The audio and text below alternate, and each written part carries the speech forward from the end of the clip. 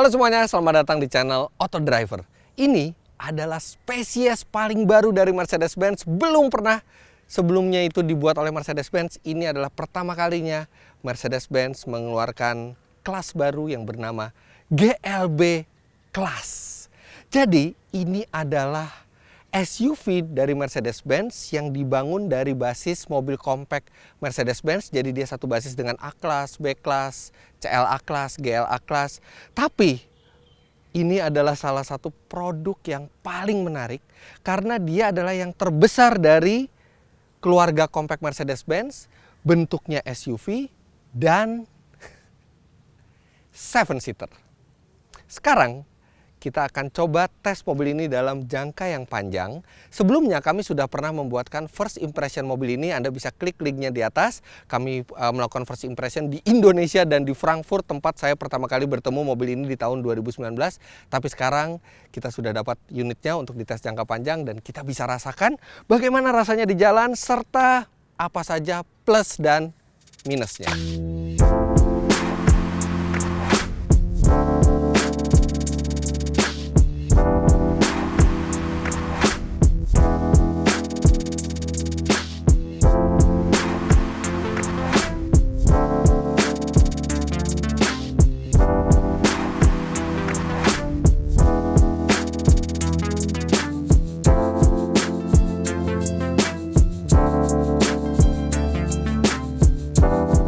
Walaupun termasuk dari keluarga mobil kompak Mercedes-Benz, tapi ukuran mobil ini tidak begitu kompak, bahkan ini besar.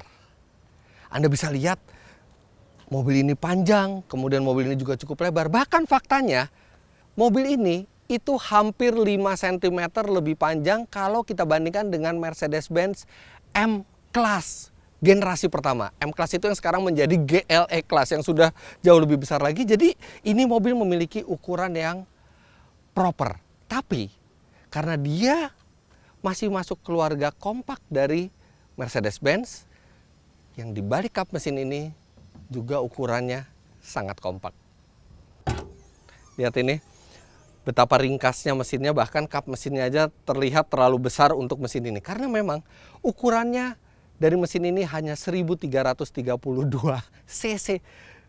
Hanya lebih besar sedikit daripada Daihatsu Sirion.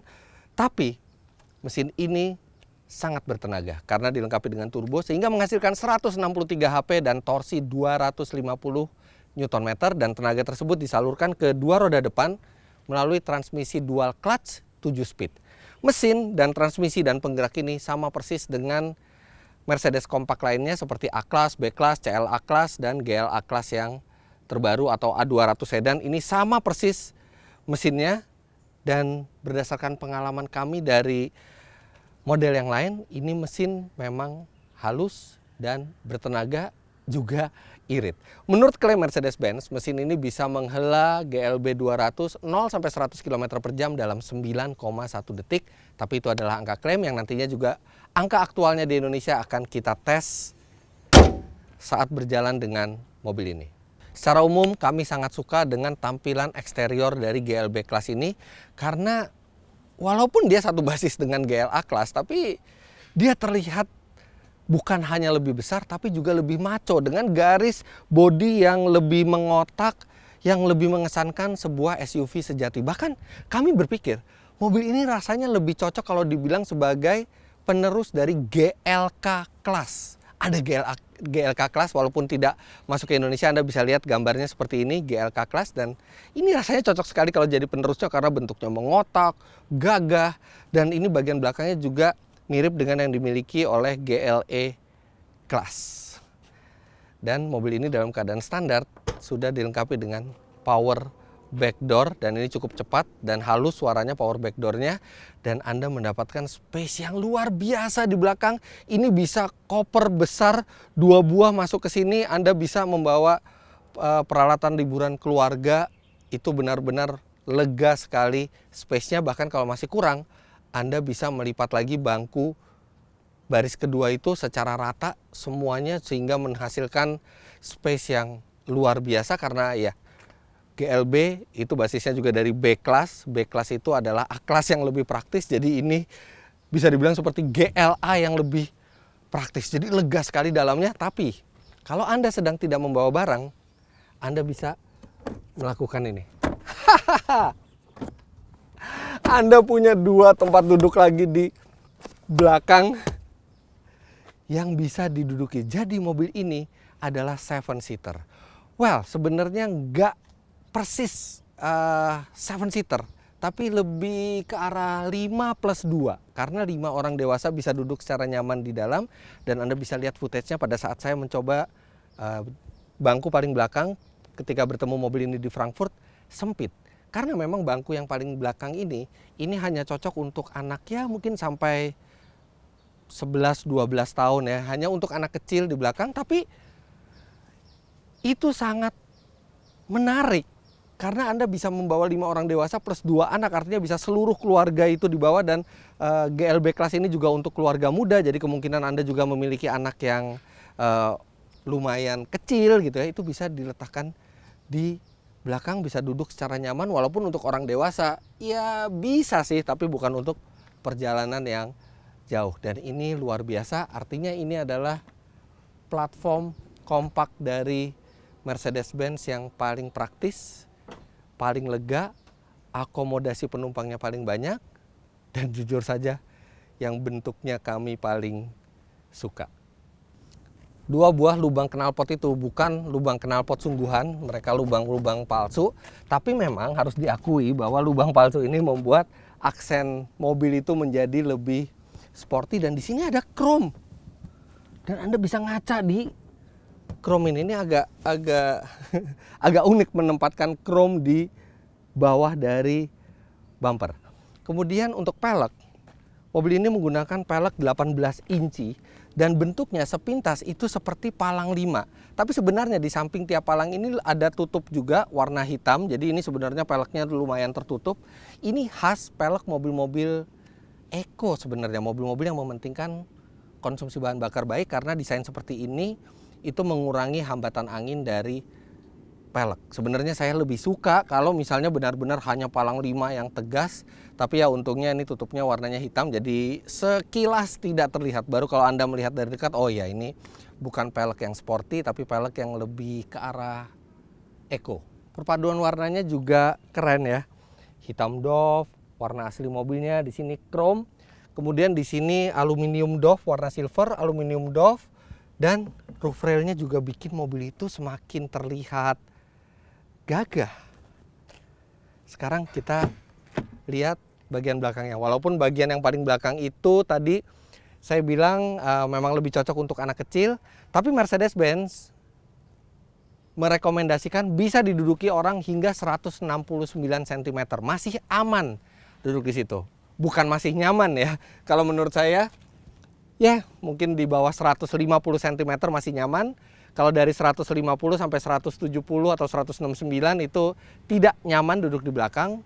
Walaupun tetap aman karena dilengkapi dengan headrest yang proper dan safety belt 3 titik.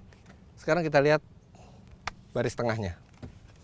Posisi duduk di belakang ini lumayan tinggi ya, jadi seperti teatrikal gitu. Jadi Anda tuh masih bisa ngelihat ke depan, visibilitasnya tuh bagus.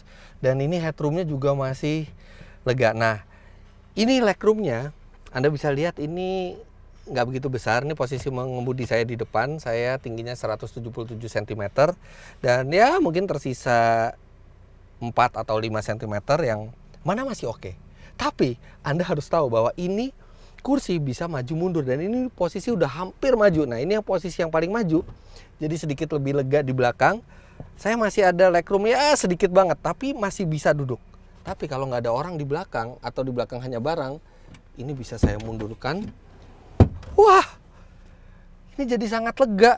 Jadi mobil ini benar-benar sangat praktis. Anda bisa pilih Anda mau duduk nyaman atau Anda mau bawa barang atau orang di belakang. Dan ini bisa fleksibel di maju mundurkan. Dan ini maju mundurnya ini bisa sampai 10 cm lebih ini. Jadi begitu di paling belakang ini udah langsung nyaman. Apalagi dia dilengkapi juga dengan armrest. Dan armrest ini punya cup holder yang tidak mengganggu tangan. Karena dia cup holdernya tuh di depan dan ini tingginya proper.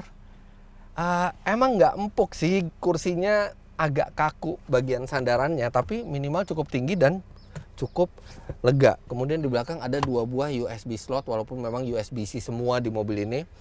Kemudian di tengah ini, walaupun ini penggerak depan, tapi dia ada channel, karena saya yakin bahwa mobil ini juga disiapkan untuk all-wheel drive. Di luar negeri itu ada versi yang all-wheel drive-nya. Dan ya jadi kalau kita duduk di tengah, nggak terlalu mengganggu kok. Agak kecil, jadi di tengah juga masih cukup nyaman. Dan bangku kiri maupun bangku kanan sudah dilengkapi dengan sambungan untuk child seat yang standar Isofix. Sangat memadai belakangnya. Apalagi kalau kita nggak bawa orang di belakang, nih sangat memadai legroomnya. Sekarang kita ke depan.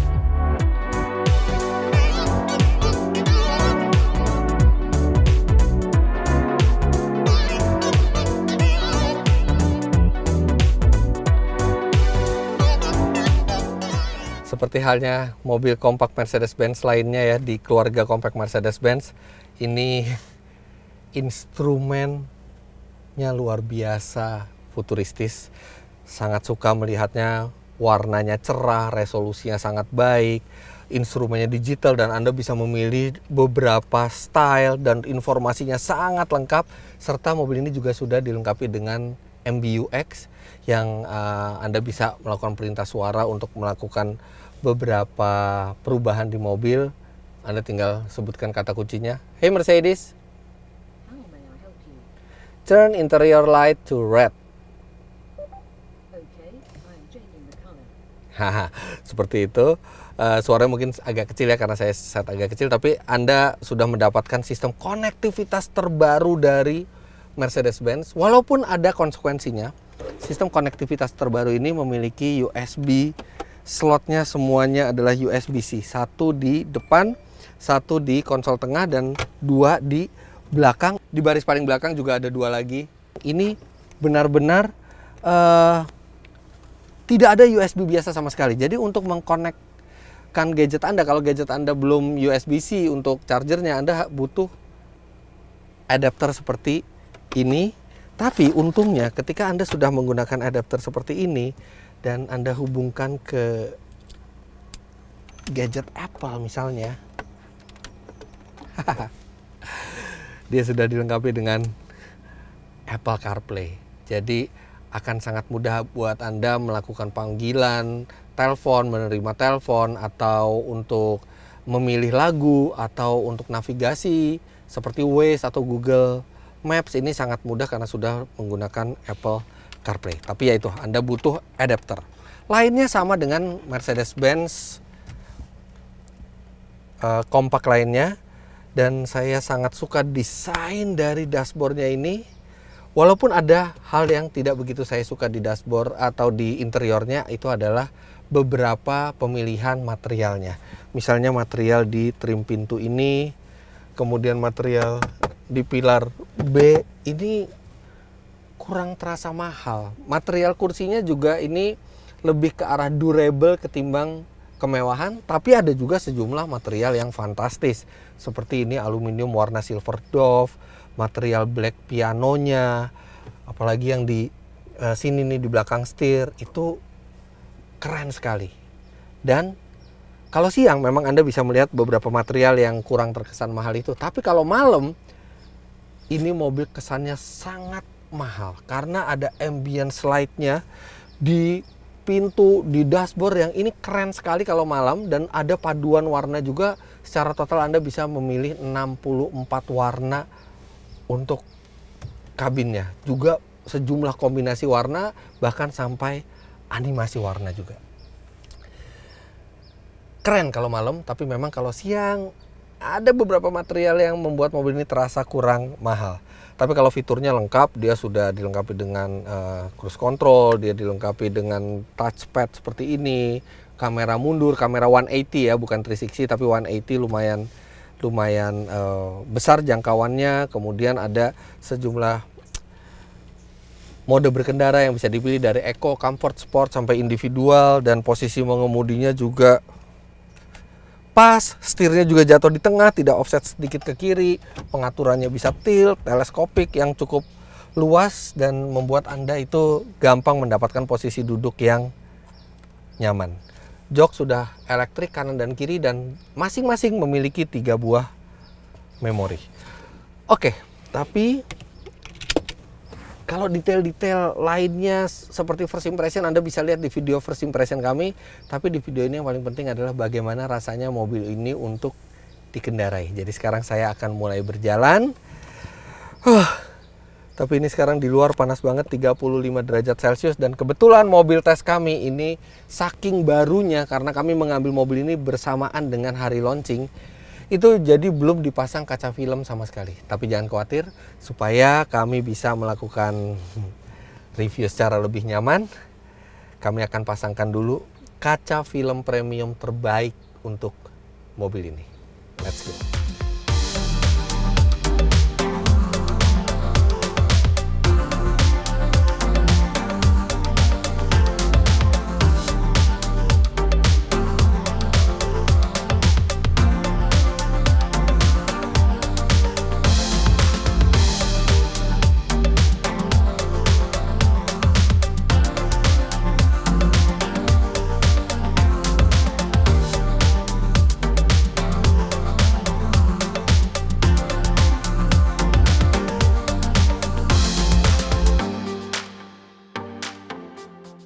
Nah, kaca film yang kami pasangkan di sini adalah Vicul Limited Edition.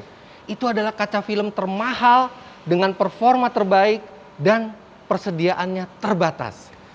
Vicul Limited Edition ini memiliki penolakan panas hingga 98%, bahkan memiliki angka total solar energy heat rejection hingga 74%.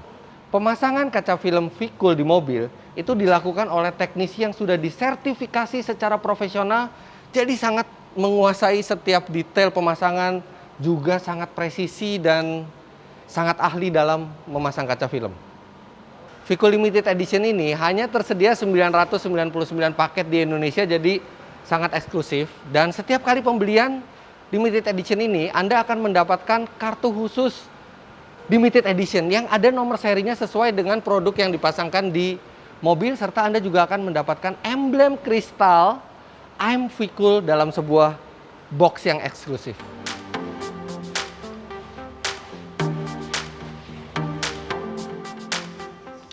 Satu lagi keuntungan bagi Anda yang konsumen dari Vicul Limited Edition adalah mendapatkan layanan prioritas di Vicul Store di seluruh Indonesia. Salah satu keistimewaan menjadi konsumen Vicul Limited Edition adalah Anda akan mendapatkan layanan prioritas di Vicul Store di seluruh Indonesia. Häagen-Dazs.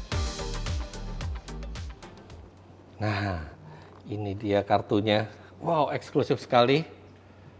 Kita mendapatkan nomor 898 dari 999. Pemegang kartu ini juga akan mendapatkan keistimewaan lain seperti tambahan diskon 5% untuk pembelian produk Vicul. Kemudian juga ada free premium car wash dan free perawatan mobil lainnya sesuai dengan syarat dan ketentuan yang berlaku.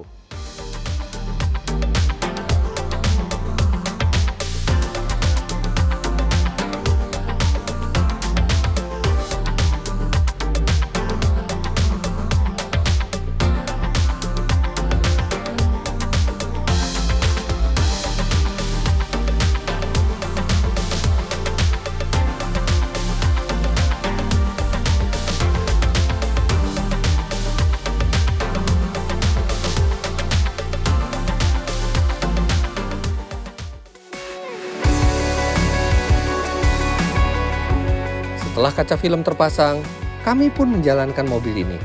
Dan yang langsung terasa dari mobil ini adalah terasa lebih adem. Ya, Vicul Limited Edition ini emang beda. Ini 35 derajat Celcius di luar menurut termometer yang ada di instrumen. Tapi ini di dalam nggak kerasa sama sekali terpaan panas matahari. Dan walaupun dari luar itu gelap, tapi dari dalam ini pandangan keluar itu clear, jadi tetap aman walaupun di hari yang tidak terlalu terang atau malam. Ini dia bukan kaca film yang gelap di luar dan gelap dari dalam juga. Jadi dia memberikan privacy yang baik, tapi tetap memberikan jarak pandang dan visibilitas itu yang memenuhi unsur keselamatan. Sekarang kembali ke review GLB Class. Di jalan, mobil ini terasa seperti berada di kelas yang lebih tinggi.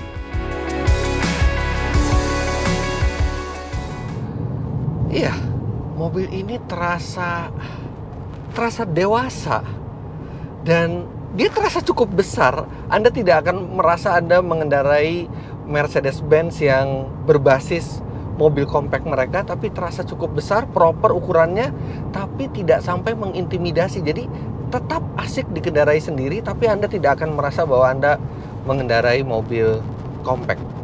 Jadi ya, walaupun ini kelasnya adalah kelas yang mirip dengan A, kelas B, kelas CL, A, GLA, tapi GLB ini rasanya serasa lebih tinggi satu tingkat kelasnya, rasa berkendaranya.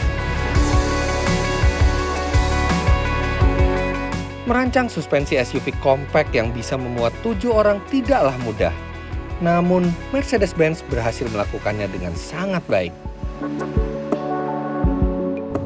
Mobil ini bantingannya pas, tidak terlalu keras, tidak terlalu empuk, dan benar-benar pas memadukan antara kenyamanan dan kestabilan.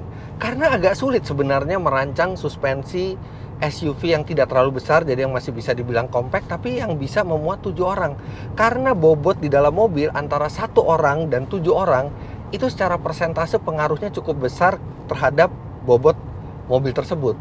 Nah, bagaimana caranya suspensi itu dirancang supaya mobil ini ketika dikendarai 1 orang itu masih cukup nyaman, tapi ketika dinaiki total 7 orang itu masih cukup stabil dan aman.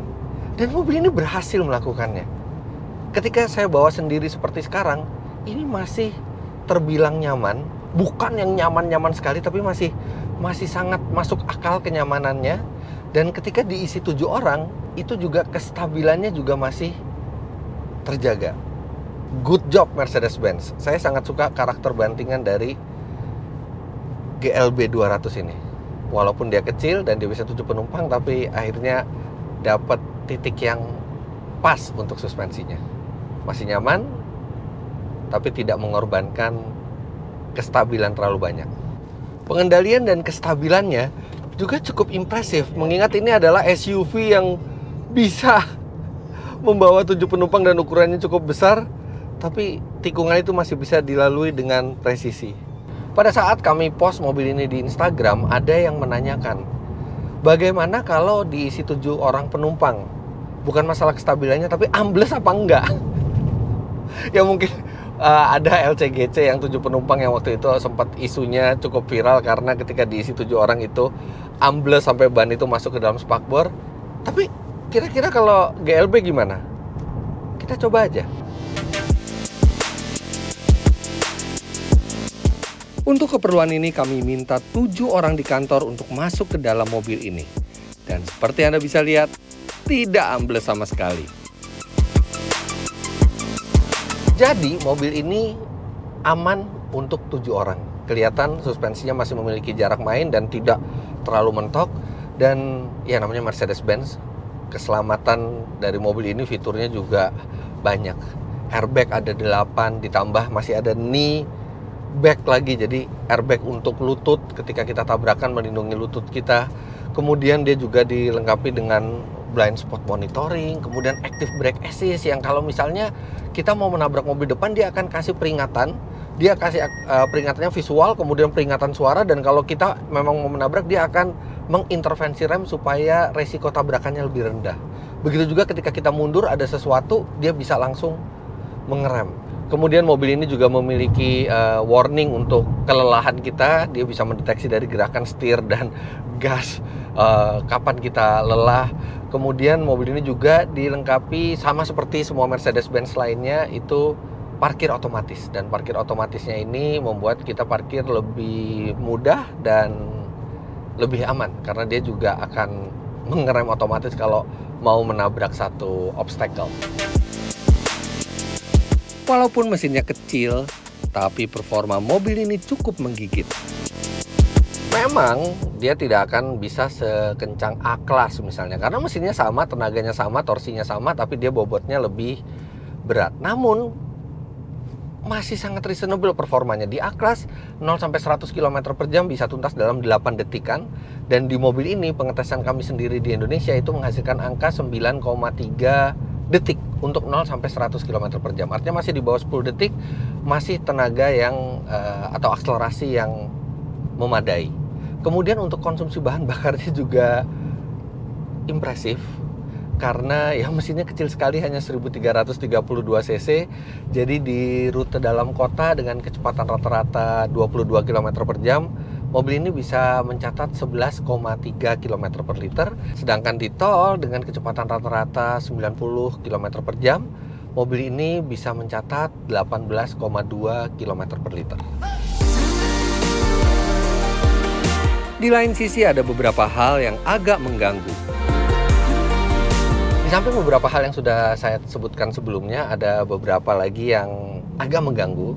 Yang pertama ya khasnya Mercedes-Benz, setiap berapa menit sekali ventilasi AC dari luar itu terbuka, jadi Anda harus menutup lagi setiap kali itu membuka. Kemudian juga mobil ini dilengkapi dengan pintu yang sampai ke bawah. Itu sebenarnya fungsinya baik untuk menjaga ketika mobil ini melewati medan yang kotor dan Anda mau turun, resiko celana Anda kotor itu kecil. Tapi memang konsekuensinya adalah kalau kita parkir di sebelah trotoar atau pembatas jalan yang agak tinggi, agak gampang untuk mentok. Jadi itu agak menyebalkan di situasi seperti itu ketika kita sudah parkir di sebelah kanan dan kita tidak bisa turun karena terhalang trotoar yang agak tinggi. Ya enggak semua trotoar setinggi itu, cuman di beberapa keadaan itu lebih bisa mentok dibandingkan mobil yang pintunya itu cuman sampai atas dan bodi bawahnya itu masih ada, walaupun memang resikonya jadi mengotori celana kita. Nah, kemudian yang satu lagi adalah harganya. Mobil ini memiliki harga 955 juta rupiah on the road, yang artinya masih di bawah 1 miliar rupiah. Memang masih di bawah 1 miliar rupiah, tapi ya masih terbilang tinggi. Mobil ini dimasukkan secara CBU, bukan CKD. Jadi memang pajaknya tidak bisa menikmati keringanan pajak untuk mobil CKD. Oke, dia masih di bawah 1 miliar rupiah dan hampir 200 juta rupiah di bawah GLC Class yang walaupun kelasnya lebih besar tapi tetap 5-seater, sedangkan ini 7-seater. 955 juta rupiah dan itu masih di bawah 1 miliar rupiah. Masih oke value-nya, tapi kalau Anda bandingkan dengan kompetitornya, itu ada satu kompetitor lagi dari Jerman. Mobil ini bukan BMW X1 ya. X1 hanya 5-seater, tapi VW Tiguan Allspace. Dan VW Tiguan Allspace itu memiliki mesin yang mirip-mirip speknya, kemudian akomodasi yang mirip-mirip, 7-seater juga, dan dia dijual tidak sampai 700 juta rupiah. Artinya perbedaannya cukup signifikan, mobil ini di atas Tiguan. Di lain sisi harus diakui mobil ini juga memiliki sejumlah keistimewaan dibanding rivalnya. Gimana ya? Masuk ke dalam mobil ini itu membawa pengaruh yang positif untuk mood.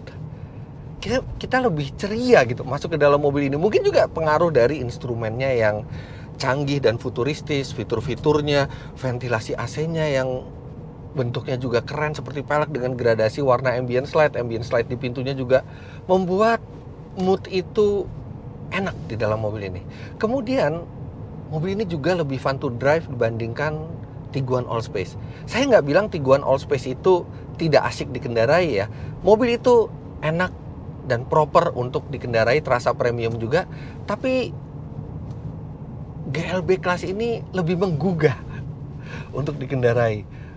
Bukan hanya pengendaliannya tapi juga posisi berkendaranya, kemudian genggaman di setirnya terasa lebih menggugah untuk kita berjalan terus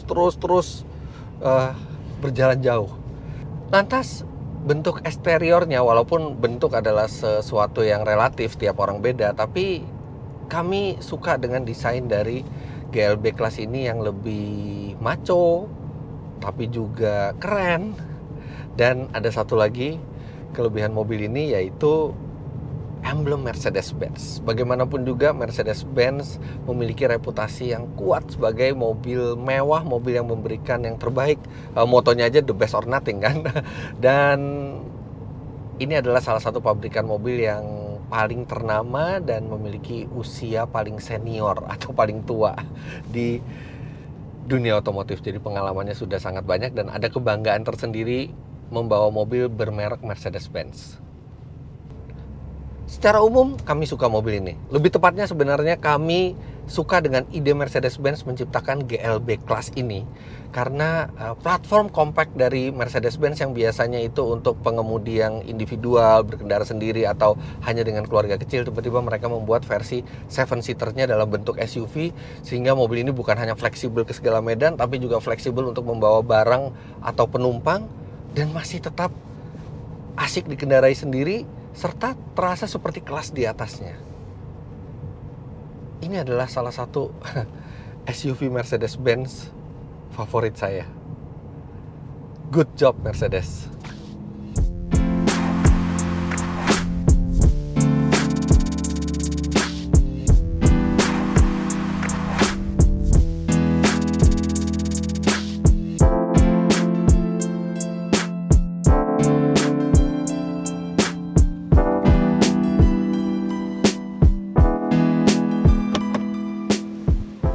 Jadi begitulah hasil review lengkap kami terhadap Mercedes-Benz GLB Class ini. Jangan lupa Anda klik like bila menyukai video ini, komentar di bawah, dan subscribe ke channel Autodriver jika Anda belum.